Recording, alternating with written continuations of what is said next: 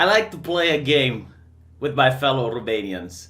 So, this just in, 2 hours ago, YouTube has decided to crack down on racist, sexist, and similar insults. And this is very interesting because a lot of normies, a lot of average Joes are going to say, well, you shouldn't use racist, sexist, and similar insults. That is horrible. Why would you? But the same average Joe enjoy comedy that has racist, sexist, and similar insults. What do I mean by this? South Park, for example. South Park wouldn't have been such a tremendous hit if people wouldn't watch it. Beavis and Butthead, another example. Pretty much most of the 90s comedies, I mean, hell, even movies with Eddie Murphy and other comedians would have racist, sexist, and similar insults. It is very difficult to make comedy when you're really afraid about anything that you can say might get you demonetized. And in this case, not even demonetized, just taken off the platform.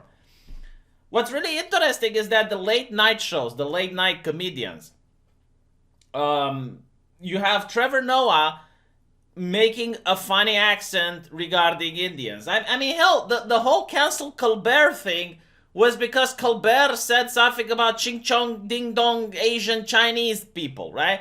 And it caused an uproar at the time. And I remember a guy from Huffington Post making fun of, I believe her name was Sui Park or something like that, the activist that was trying to cancel Colbert.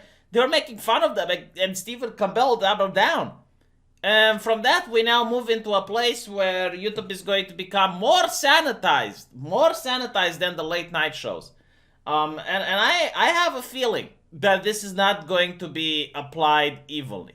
You're not going to see everyone live under the same rules. You're going to see people from the late night having their videos uploaded on YouTube, and if they happen to make a racist, sexist, or a similar insult, they're not going to be punished. They're not. But the average Joe is, and it's going to be next to impossible to make humor anymore. Like, again, take any episode of South Park from the first 5 seasons and upload it on YouTube. Now, obviously, you're not going to get past the copyright, but I think you can if you make the video private, and you'll see how fast it gets demonetized. But South Park does have ads on it. And it actually happened, like, I remember one of my videos that got wrongfully taken down. It was a video where an Islamic scholar, I think it was a professor in marital issues. So I uploaded that on my channel, and it was from a Qatarian television network. And the video was up on YouTube, had millions of views, and it was a tutorial on how to beat your wife. So I upload that video, and I add commentary to it, obviously mocking and making fun of the guy. You know, telling people that the way to beat your wife is don't. Like, obviously you shouldn't. So what happens is I get a copyright strike for that video. Now I make a request to appeal it. Appeal gets denied, and I had to find, you know, a guy that knows a guy that managed to escalate my complaint to some actual human being who had eyeballs on it and got the video reinstated. But that did send the message. It sent the message that I should be really careful what I put, even if the video is already on YouTube, even if the video might have views. Another example would be a transgender person who was also a brony and who believed that after death he is going to reincarnate as a ghost cartoon, ended up committing, I believe, a shooting at a supermarket. Fired like 90 shells or something, managed to kill 3 people. I guess he was aiming too far to the left. And I made a video about that. And again, like, my video got taken down for a community strike. And I had to ask someone to escalate it. And eventually, you know, it got back with an 18-year-old maturity thing. But it's very hard to even report the news now. And this is not just me, you know, because I can sanitize myself, I can become squeaky clean, I can become Mr. Nice. But I have a feeling people are going to stop watching YouTube because of it. I have a feeling that the platform as a whole will suffer because, believe it or not, people like edginess. How can you make an edgy channel when you're afraid that even a joke, even a joke, even if you don't mean it, even if you just want to make people laugh, you're going to end up losing your entire work, your entire channel. And it's again like makes it ambiguous. It's like, all right, racist, sexist, and similar insults. What about fictional characters?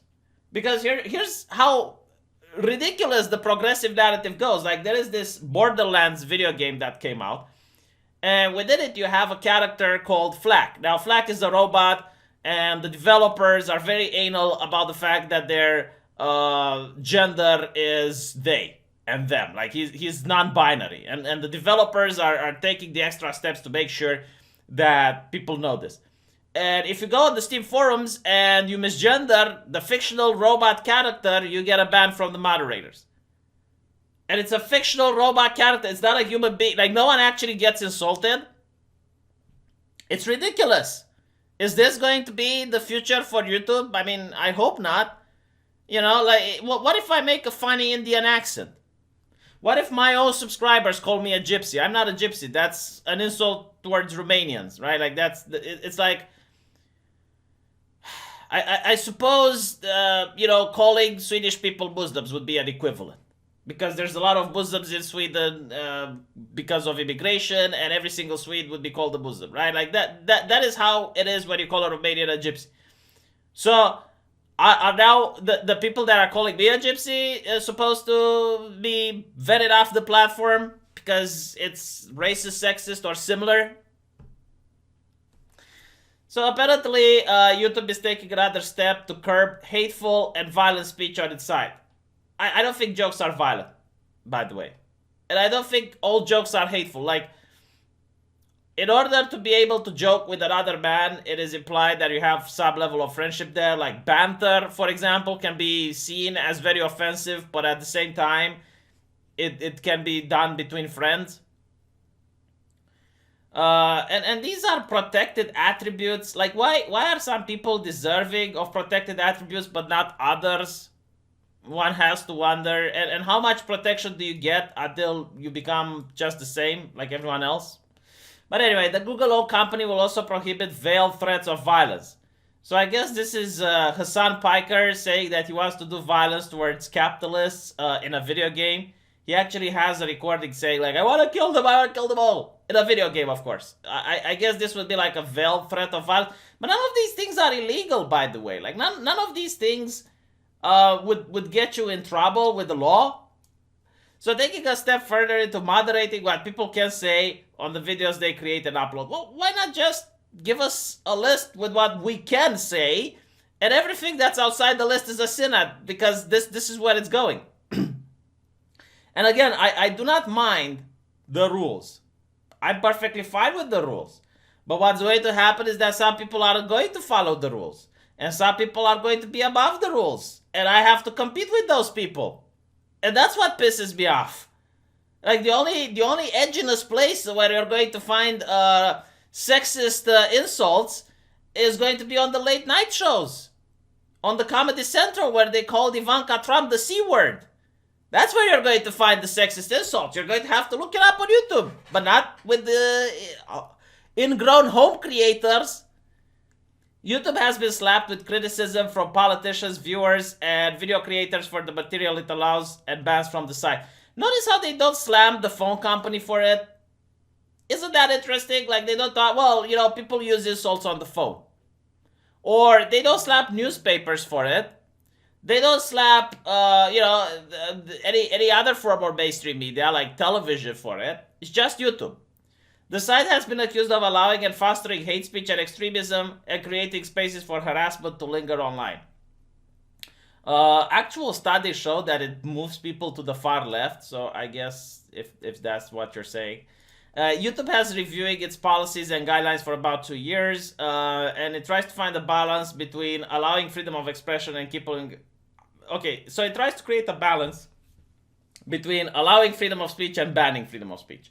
Hate speech is a concept made by the USSR in order to stample free speech. According to the American Constitution, we're talking about the spirit, not the law, the spirit. Hate speech is free speech.